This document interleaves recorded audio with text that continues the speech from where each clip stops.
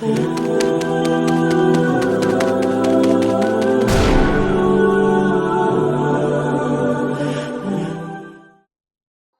کیا بات ہوئی؟ بابے نے کہہ دیا تینوں کسی نے کچھ کیتا ہے. میں کہو بابے نو بھی کسی کچھ کیتا ہے. تائیں جدیاں گلاں کردا ہے بیوقوف والیاں. اس کو سمجھاؤ اس طرح کی حرکتیں نہیں کرنی چاہیے. بندہ بیچارہ بدگمان ہو جائے گا.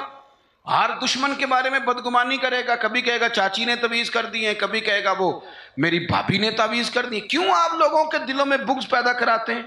اللہ کا خوف نہیں آتا کیا؟ کس طرح کا مذاق بنایا ہوا. اور قوم اس کو سمجھ ہی نہیں آتی. وہ تجھے جو کچھ بھی ہو جائے، کالا جادو ہو جائے یا نیلا ہو جائے، میرے اور تیرے رسول نے فرمایا ہے تم گھر میں سورت بقرہ پڑھو، تمہارے گھر سے جن بھی بھاگ جائے گا اور شیطان بھی بھاگ جائے گا. اسوہ حسنہ ہمیں یہ سبق دیتا ہے کہ اپنا ٹائم اپنی ذمہ داریوں پہ خرچ کریں، ادھر ادھر ٹائم نہ ضائع کریں. ہمارا ٹائم دوسروں کی ذمہ داریوں کا پتہ کرنے میں خرچ ہوتا ہے. یعنی جہاں بھی لوگ بیٹھیں گے کہیں گے فلانا کچھ بھی نہیں پہ کرتا، فلانا پیر دیکھو نا کڈا تگڑا ہے، کوئی کام نہیں کرتا، فلاں آدمی دیکھو کتنا مالدار ہے. تو یہ تو آپ کا ذمہ ہی نہیں. اس نے جو اپنی ذمہ داریوں کا حساب دینا ہے وہ اس نے اللہ کو دینا ہے. میری بات کی سمجھ آ رہی ہے؟ دیکھیں نبی پاک علیہ السلام نے دیوس کو پسند نہیں کیا. یعنی اس کے گھر میں بے حیائی ہو رہی ہے اور کہ میں شریف آدمی ہوں، کسی کو کچھ کہہ ہی نہیں سکتا. یہ دیوس ہے، بے غیرت ہے. کہ گھر کے اندر بے حیائی ہو رہی ہے اور کہتا جی میں شریف ہوں، یہ شرافت نہیں ہے. شریعت اسلامیہ غیرت مندی کا سبق بھی پڑھاتی ہے. تو میرے نبی پاک علیہ السلام نے تصوف کا، طریقت کا، عبادت کا، معرفت کا یہ والا ذوق بھی دیا اور پورا دیا، اور اسے بھی چھوڑا نہ کریں. آپ یقین کریں جتنا مزہ سجدے کا ہے، کمال ہو گئی جتنا مزہ. ایک نا دوست میرے پاس آئے تو بڑے پریشان تھے اور ان کی چہرہ بتاتا تھا کہ بڑا رو رو کے آئے. پھر آ کے انہوں نے مجھ سے شکایت کی کہ اس طرح فلانے نے کہا ہے، یہ والی تکلیف دی ہے. تو حضرت صاحب کیا کریں، لوگ بلا وجہ الزام لگاتے ہیں.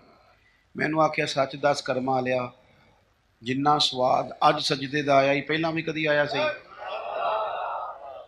اس نے کہا نہیں. تو میں کیا پھر دا مطلب ہے دکھ دے چنگے ہوندے نے نا، یہ جب آئیں تو بندہ سجدہ تو کھول کے کرتا ہے نا، رب کے سامنے رو تو لیتا ہے نا. تو اسی لیے تو اقبال نے کہا تھا نا بچا بچا کے تو رکھ اسے، تیرا آئینہ ہے وہ آئینہ، شکستہ ہو تو عزیز تر ہے نگاہ آئینہ ساز میں.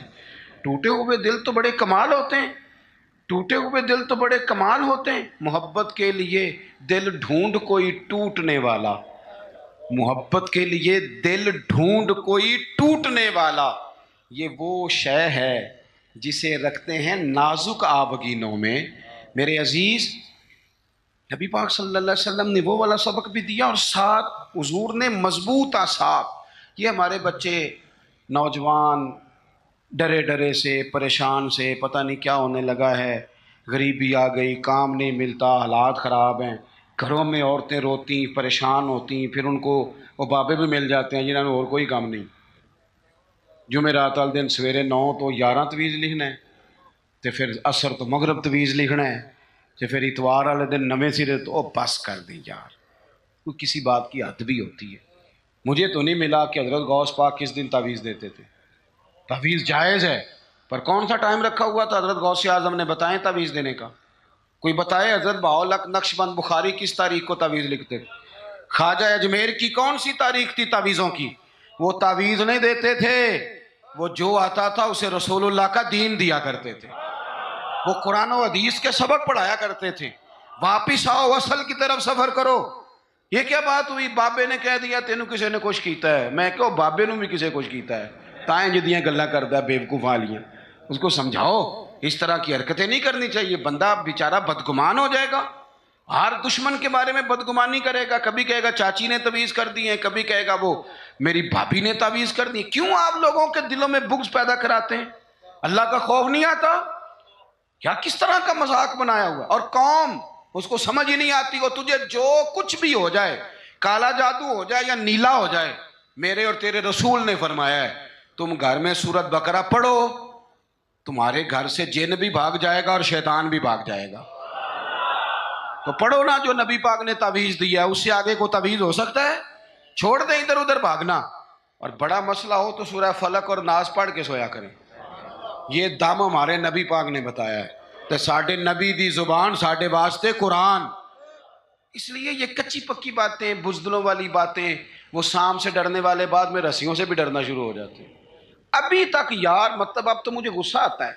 اتنا بڑا قد کاٹ ہے، جوان ہے، دور سے آ گیا کہتے ہیں پیر صاحب کئیاں بندیاں نے میری کتاب کٹی ہے، انہیں میں نے دسیا بھی تینوں کسے کچھ کیتا ہے. میں نے کہا یار پاس کر، مطلب اتنا تو جوان آدمی ہے، تیری تو بات سن کے غصہ آ رہا ہے، کیا تو بات کرتا ہے؟ اللہ سے ڈر، اٹھ باندھ کمر کیوں ڈرتا ہے؟ پھر دیکھ خدا کیا کرتا ہے. اپنے اندر ہمت پیدا کریں، سنیں. حضرت انس بن مالک رضی اللہ تعالیٰ عنہ فرماتے ہیں یہ اسوہ رسول کانفرنس ہے نا، تو دیکھیں ہمارے صحابہ ہمارے سامنے حضور کا اسوہ، حضور کے صحابہ کیا بیان کرتے ہیں. حضرت انس بن مالک کہتے ہیں ایک رات مدینہ شریف میں کونے سے خوفناک آواز آئی، شدید آواز. اب لوگ جمع ہونے لگے کہ ادھر سے آواز آ رہی ہے، کسی نے نیزہ پکڑا ہے، کسی نے تلوار منگائی ہے، لوگ کٹھے ہو رہے ہیں. یہ کبھی آ جائے نا کونے سے آواز تو مسئلہ خاصا بن جاتا ہے. ہوں تو تسی چپ کر کے پہ سن دے ہو نا، لیکن رات کو نا اگر بلی بھی ہو نا چھت پہ اور وہ کوئی چیز ہلکی ہلکی بجا رہی ہو، اندھیرا ہو گہرا، تو بندے سے موبائل نہیں نکالا جاتا تکیے کے نیچے سے، کہتا چپ کرو چپ کرو. لیکن تقریریں کرنا سننا آسان کا نا، کہہ دیتے ہیں سن لیتے ہیں بات ختم ہو جاتی، لیکن اس کی گہرائی میں تو اترے نا حقیقت کیا ہے. یعنی خوفناک آواز آ رہی ہے اور صحابہ دلیر لوگ تھے، پر وہ نیزے جمع کر رہے تھے، تلواریں نکال رہے تھے کہ جا کے دیکھیں ادھر کیا ہے. حضرت انس بن مالک کہتے ہیں ہم ابھی پروگرام بنا رہے تھے اس طرف بڑھنے کا، تو ہم نے دیکھا اللہ کے رسول اس طرف سے واپس آ رہے تھے، ہاتھ میں نیزہ پکڑا ہے، گھوڑے پہ سوار ہیں، اور ابو فرمانے لگے سو جاؤ چپ کر کے، میں دیکھ آیا ہوں جانور لڑ پڑے تھے، وہ آوازیں نکال رہے تھے، دیکھ آیا ہوں، سو جاؤ کچھ بھی نہیں. حضرت انس کہتے ہیں کمال ہو گئی. رسول پاک کا وہ انداز بہادری والا، دلیری والا، وہ ہماری طبیعتوں کو جوان کر جایا کرتا تھا. با ہمت رہیں، با ہمت. اور جوانوں یاد رکھو قرآن پاک نے جو ترتیب بیان کی ہے وہ یہ نہیں ہے کہ آپ چپ کر کے بیٹھے رہیں گے اور مدد آپ کی طرف آ جائے گی. جو ترتیب ہے نا قرآن پاک کی وہ یہ ہے کہ ان الذین قالوا ربنا اللہ، بے شک وہ لوگ جنہوں نے کہا کہ اللہ ہمارا رب ہے، ثم استقاموا، پھر وہ ڈٹ گئے، پھر وہ بولیے پہلے کہا اللہ ہمارا رب ہے، پھر وہ، یعنی یہ کہہ کہ پہلے وہ ڈٹے نا، جب تتنزل علیہم الملائکہ، پہلے وہ ڈٹے ہیں، پھر رب نے ان کی مدد کے لیے فرشتے نازل فرمائے. پہلے ڈٹنا ہے، مدد کو فرشتے آئیں گے لیکن پہلے آپ ڈٹیں تو صحیح، لیکن آپ ڈٹ ہی نہیں رہے.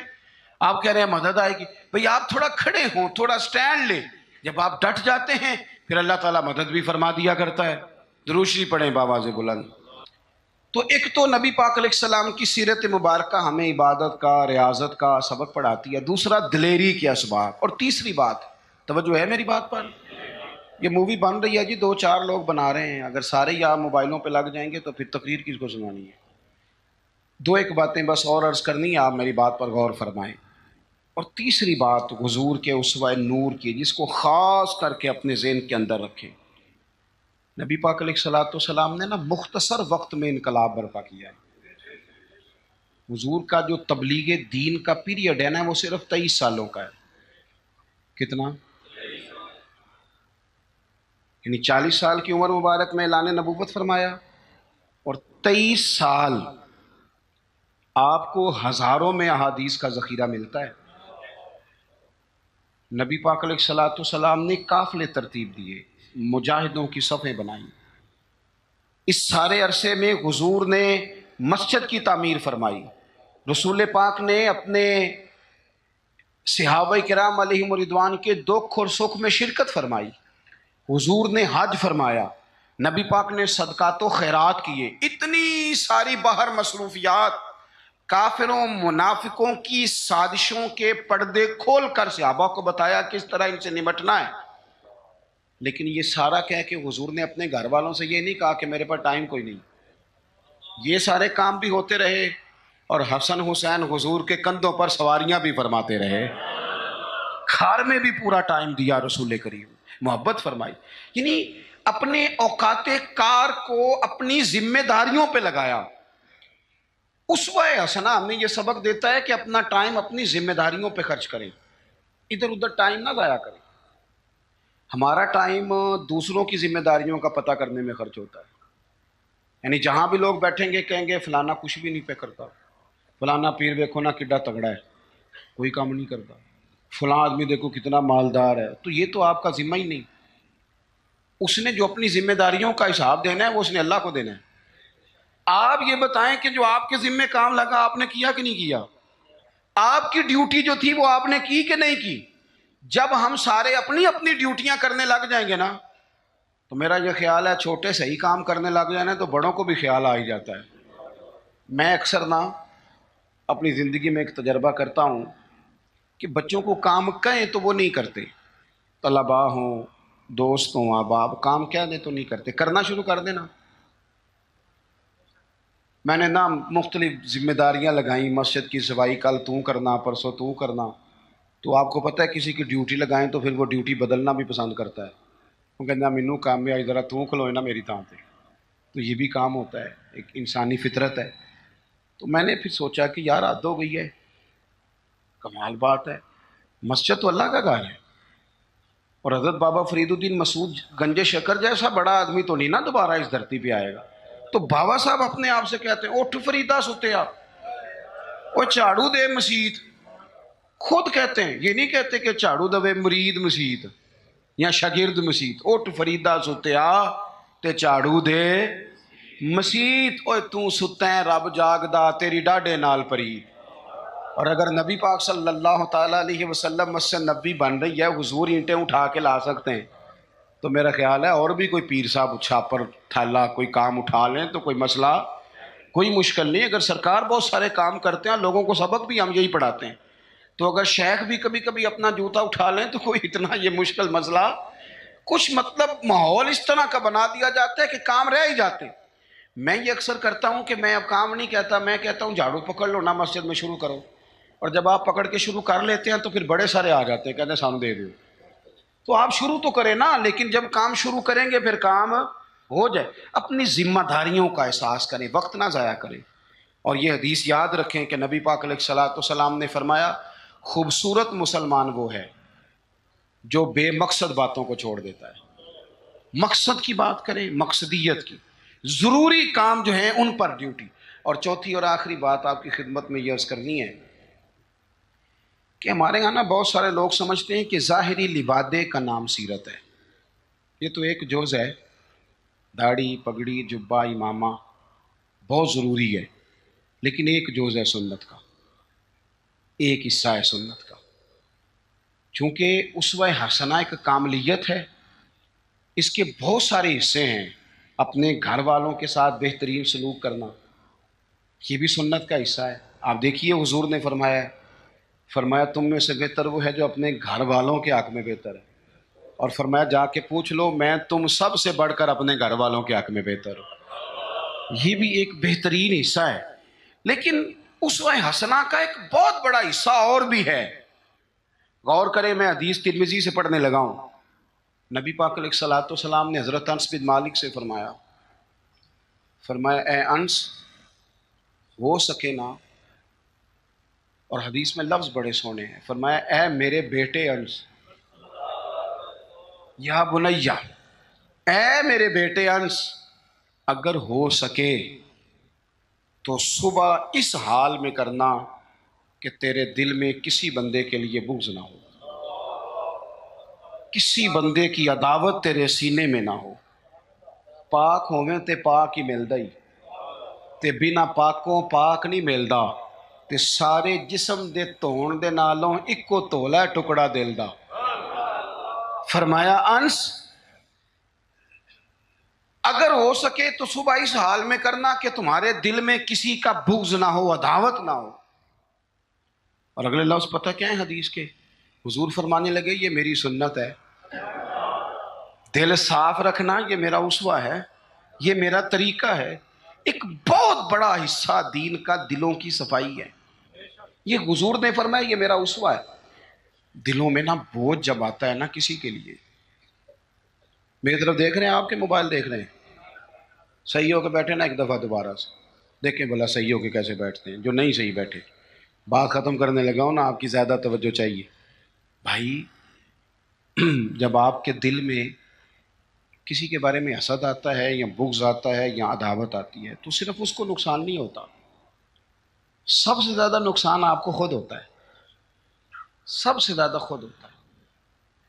ہمارے صوفیاء نے ایک عنوان بیان کیا جسے شماتت کہتے ہیں، یعنی کسی کو تکلیف میں دیکھ کے خوش ہونا.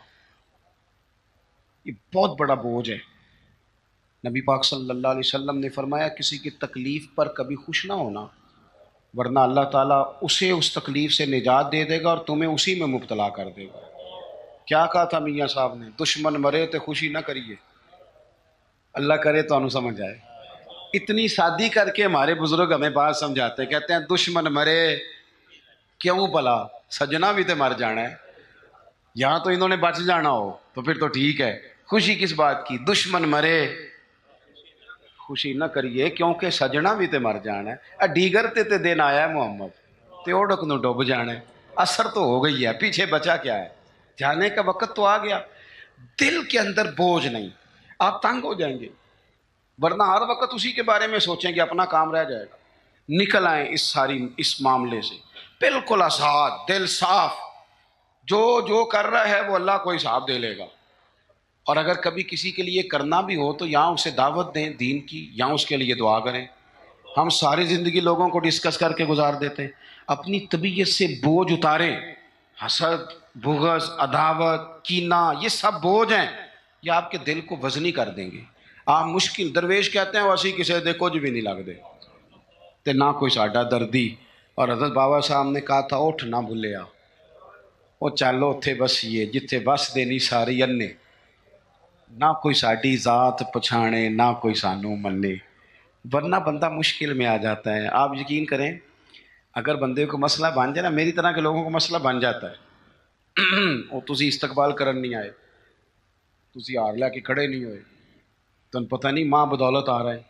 میں نے دیکھا ہے کہ جناب اتنی خستہ حالت ہو جاتی ہے. اور یہ کئی سیاسی سماجی لوگ، میں علاقے کا بڑا ہوں، میں یہاں سیاسی آدمی ہوں، میں سماجی وہ بیچارے جلسہ سنن آ جان نا سرکار دی محفل تو وہ بھی پیچھے بہ کے نہیں سن سکتے.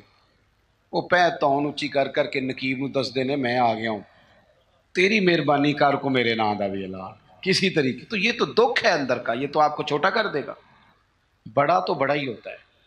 وہ یہاں بیٹھے پھر بھی بڑا ہی ہے، وہاں بیٹھ جائے تو پھر بھی بڑا ہی ہے. صدر ایوان صدر میں ہو پھر بھی صدر ہے، اور اپنے گھر چلا جائے تو پھر بھی، یہاں کسی چیز کا افتتاح کرنے آ جائے تو پھر بھی. تو یہ بوجھ اتار دیں. حضور نے فرمایا یہ بھی میرا اسوہ ہے. اتار پھینک کے آپ یقین کریں آپ روٹین کی زندگی جئیں گے، آپ سکون میں آ جائیں گے. ہماری کئی دفعہ شان ہوتی کوئی نہیں میری طرح کے بندے کی، لیکن وہ خود ہی اپنی شان بنا لیتا ہے. خود بخود ہی بنا لی، خود بخود ہی ارادہ کر لیا، خود بخود ہی کہہ لیا میری اس سے نکل آئیں. آپ کو محسوس ہوگا طبیعت ہلکی پھلکی ہو گئی. آپ اپنے ماحول کے اندر، میں آپ کو ذمہ داری سے کہتا ہوں، ذمہ داری سے، میں رات نا کوئی 3 بجے کے قریب جا کے تھک گیا تھا. مجھے تھوڑی تکلیف بھی رہتی ہے، میں تھک گیا تھا اور میں ایک دفعہ چلا گیا آدھے گھنٹے کے لیے. حالانکہ ہم لوگوں کو کہتے رہتے ہیں رات جاگنے والی. میں نے کہا ذرا وضو تازہ کرتا ہوں، چائے کا کپ شاپ پیتا ہوں. لیکن جب میں آیا نا تو ایک بندہ بالکل ان پڑھ، بالکل ان پڑھ، اس کو میں دیکھ رہا تھا وہ مغرب سے نفل پڑھ رہا تھا. تو اس بندے کا چہرہ دیکھا، اس کی کیفیت دیکھی اور اس کے سجدے کا ذوق دیکھا. وہ کئی بارے جڑے جوڑ کر کر کے پڑھ دینے وہ بڑے شوق نہ پڑھ دینے. تو وہ اس کا جب انداز دیکھا نا تو مجھ سے بڑے لوگ کہتے ہیں، پر میں نے پھر اس کے کان میں جا کے کہا میں کیا سجنا میرے لیے دعا کری. کہتے پیر صاحب میں کراؤں. میں کہ میں تینوں دلوں پہ آنا رسم نہیں پہ ادا کرتا، میں تیری کیفیت دیکھتا ہوں. تو مطلب تھوڑا سا ایسے نا، مطلب بہت سارے لوگ ایسے ہیں جن کو میری طرح کے لوگ باتیں کرتے رہ جاتے ہیں اور وہ سن کے رب رب زیادہ کر لیتے ہیں، وہ سن کے اللہ اللہ زیادہ کر لیتے ہیں. عمل کا رستہ اختیار کریں، یہ حضور کا اسوہ ہے. اپنے دلوں کے اندر وسعت پیدا کریں. ہمارے درویش ہمیں کہتے ہیں 14 طبق میرے دلے دے اندر تے میں تمبو وانگوں تاڑے ہو، دل دریا سمندروں ڈونگے کون دلاں دیاں جانے ہو. اپنے دل کو بڑا کریں، یہ حضور کا طریقہ ہے۔ اللہ اس مجلس مبارکہ کو قبولیت کا شرف عطا فرمائے۔ آخر دعوایا ان الحمدللہ رب العالمین۔